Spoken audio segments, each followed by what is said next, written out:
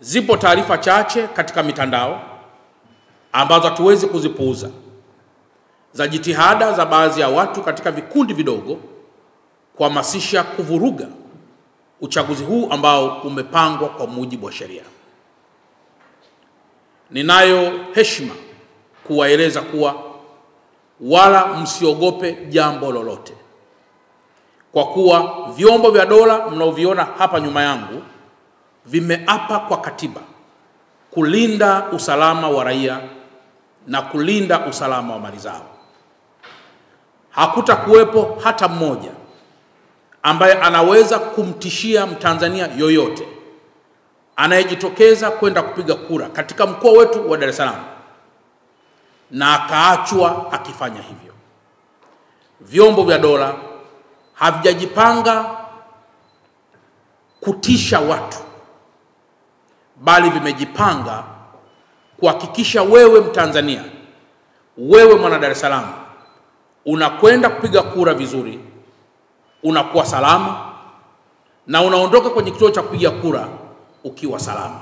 Maneno yaliyoko mtaani kwamba uchaguzi huu utavurugika, muyapuuze, kwa sababu nchi hii na hasa mkoa wetu wa Dar es Salaam, vyombo vya dola na Watanzania wote walio na nia njema tutabaki imara kuilinda nchi yetu na kulinda mkoa wetu.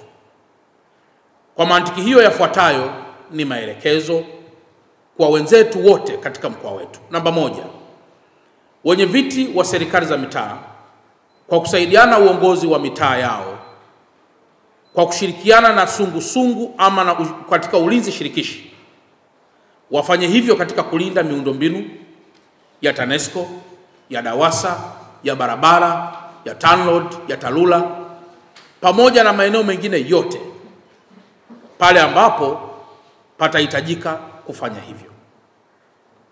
Lakini jambo la pili, barabara zote za mwendo kasi. Imekuwa ni tabia kawaida kwa baadhi ya wenzetu kutumia barabara hizo kinyume na utaratibu. Natoa rai ya kwamba kwa siku hizi zote ambazo tumebakiwa nazo, mtu yeyote ambaye hana haki ya kupita katika barabara hizo asipite kwenye barabara hizo. Viachiwe vyombo vya usafiri wa mabasi yaendayo kwa kasi vitumie njia hizo, na kama kutakuwa kuna jambo lolote la dharura, iwe ni rahisi vyombo vyetu vya dola kufika kwenye dharura hiyo na kuweza kutoa huduma pale ambapo inahitajika. Lakini jambo jingine, nitoe rai kwa Watanzania wote na hasa wana Dar es Salaam, Mtanzania mwana Dar es Salaam, kwamba dhana ya kulinda taifa letu ni dhana ya pamoja. Kila mmoja awe balozi katika maeneo yote dhidi ya wageni wote wanaoingia katika mkoa wetu wakiwa wana taarifa za msingi. Inaweza kuwa imetokea watu wamesafiri kutoka sehemu mbalimbali za taifa letu ama za mkoa wetu ama hata nje ya taifa letu kuja na agenda moja kuleta fujo katika mkoa wetu. Balozi sahihi katika mkoa huu ni mwananchi mwenyewe. Piga simu, shirikiana na chombo cha dola ili tuweze kudhibiti watu hao ambao hawana nia njema na taifa letu. Lakini mpaka muda huu tunapozungumza, jeshi la polisi kwa kusaidiana na vyombo vyote vya dola tayari wamekwisha anza mchakato wote wa kudhibiti viashiria vyovyote vile vya uvunjifu wa amani.